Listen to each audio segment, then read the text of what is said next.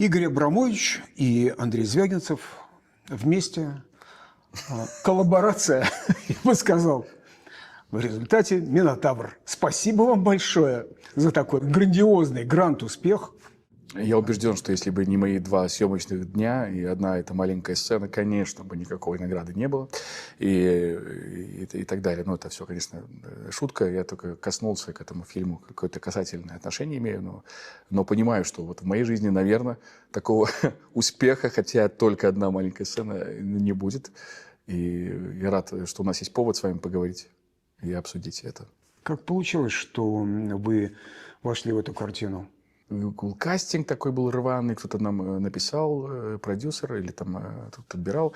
И по-нашему весь наш театр, как бы, я так понимаю, что он собирал людей он старался не из России, собрать русскоязычных как бы артистов и посмотреть, что здесь вообще еще осталось, что здесь есть.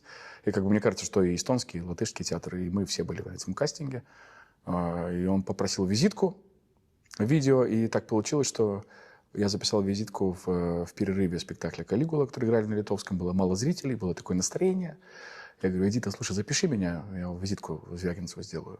И он записал визитку, что вот играем здесь в русском театре зачем-то, играем на литовском, мало зрителей. Где я, что я, зачем все это? Что-то в этом стиле записал. Еще Эдита сказала: Игорь, хорошая визитка будет, увидишь, все будет нормально.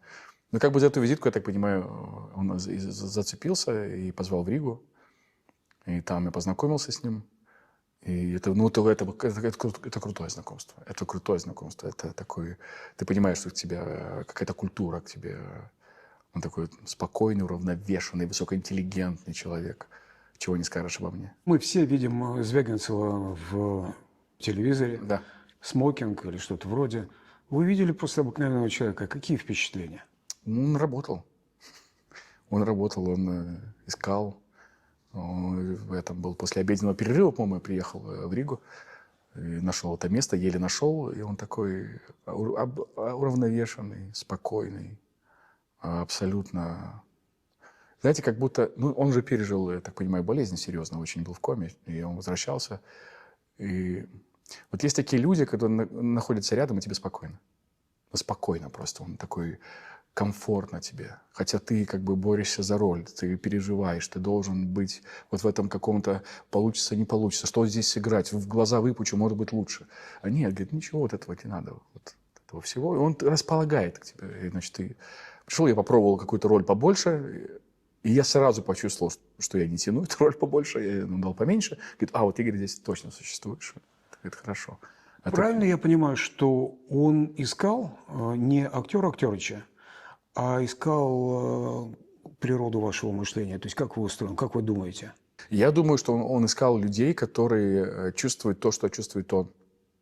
Вот эту, наверное, всеобщую какую-то катастрофу, что какой-то коллапс, что мы никуда, как бы мы нигде, что выхода из ситуации нет никакой. И вот эта безвыходность, наверное, то вот этих людей, ну, таких как там, да и всех, в принципе, по большому, не только русскоязычных. Тут мы сейчас в такой котел попали, что и он это чувствует как художник. Художники вообще все чувствуют. Если бы наши управляющие нами люди прислушивались к художникам, вообще бы мы жили гораздо лучше, я думаю.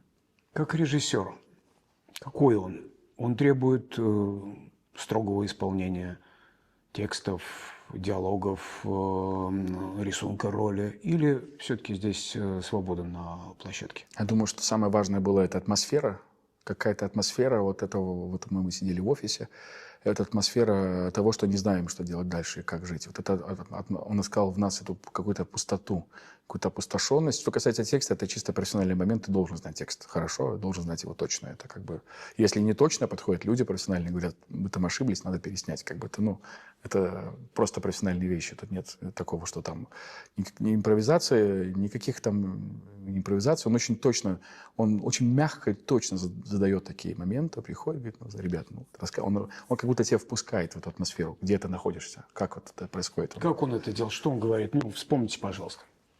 Ребята, он рассказывает это вот вы сейчас бизнес, все потеряли. Вы понимаете, вы сейчас, ну, как бы, как работать, что.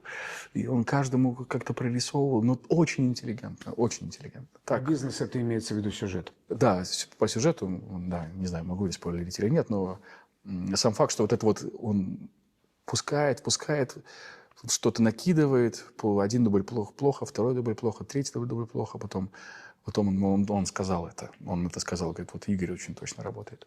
Хотя я думал, что все, это конец всему, потому что было напряжение. Он впускает тебя в это, ты сам становишься в этой атмосфере.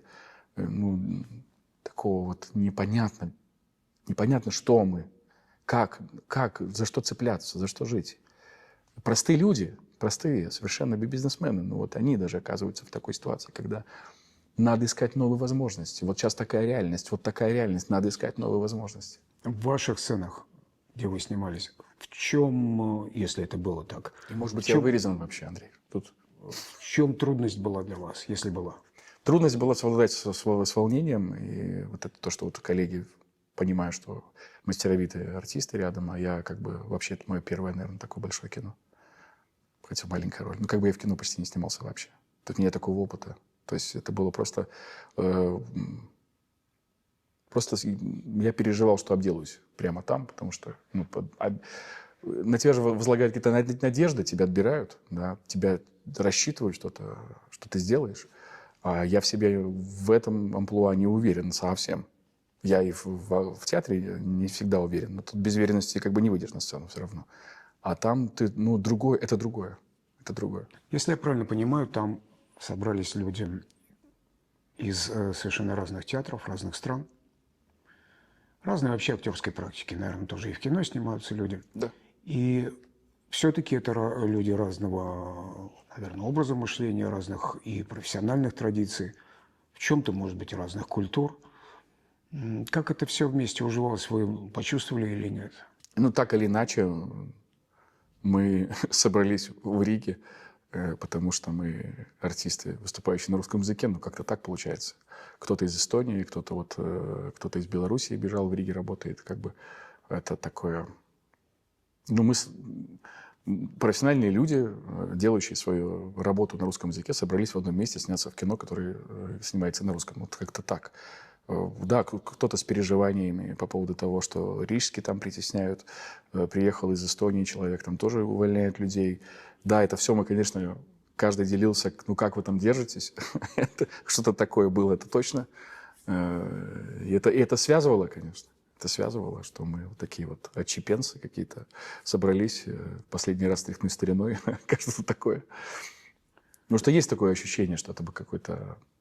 Звягинцев ведь сложился как человек, но это факт, и как человек, как профессионал, кинопрофессионал, сложился в России, Да. вы в Литве. Это совершенно разные два мира, на мой взгляд. Было ли из-за этого что-то некомфортно? Нужно было искать ключи к нему, а у него к вам? Вообще нет. Вообще нет. Я не почувствовал никакой... Мне кажется, когда ты находишься вот с человеком высокой культуры, тогда это все вообще стирается. Мы тянемся к одному. Мы тянемся к правде, какой-то правде сценической, не знаю, киноправде, неважно. Это же как... Ну, мы ловим рыбу, грубо говоря. Еще и... Ну, у меня удочки, может быть, другие, но, в принципе, цель у нас одна. Он мне дает какой-то крючок, которого у меня не было, а я ему даю леску, которая только у нас производится. Грубо говоря, у нас рыбалка лучше идет. И все. Как-то так, наверное. Что важное, дорогое, самое ценное человечески, профессионально в той работе для вас осталось?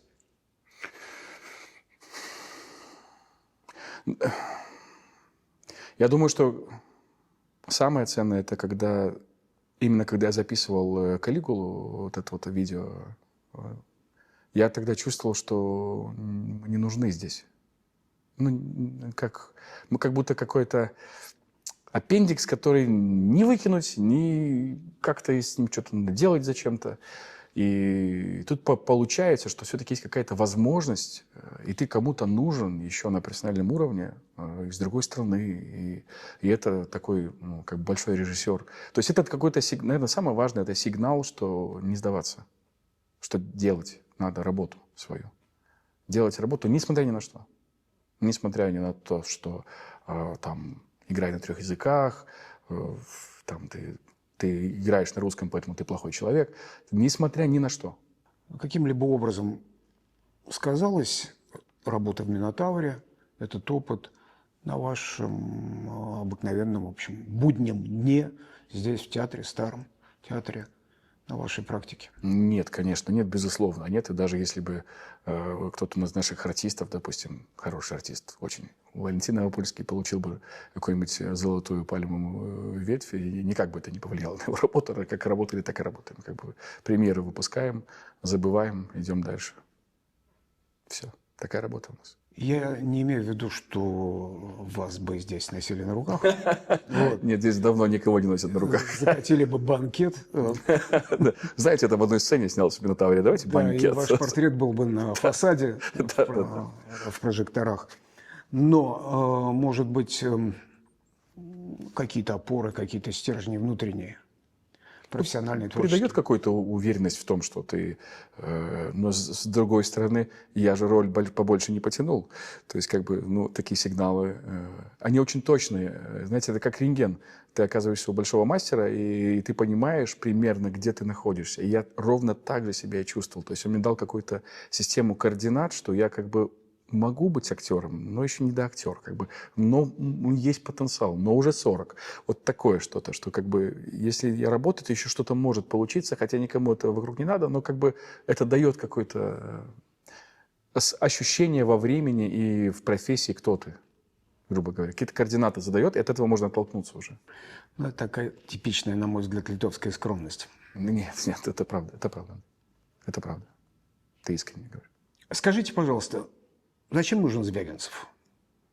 Затем нужны все художники великие, чтобы мы осознали, где мы, что мы, какие-то сигналы того, что может что-то надо еще передумать и переделать, и чего-то не делать. Но мы же знаем, где мы. Мы в Литве. Зачем в Литве нужен Звягинцев? Скажите, пожалуйста. Ну а зачем в Литве нужна Сикстинская капелла, Дюрер, я не знаю, Феллини? Чтобы понять, что ты часть мира какого-то, большого мира, где ты такой маленький, и ты все равно здесь, и почувствовать эту связь с вечностью, с тем, что с великой культурой. Это... Затем же, зачем и Веденский, и Стоппорт, Ну, и Бродский, наверное, и Бутусов. Да. Затем же. Чтобы жить было интересней.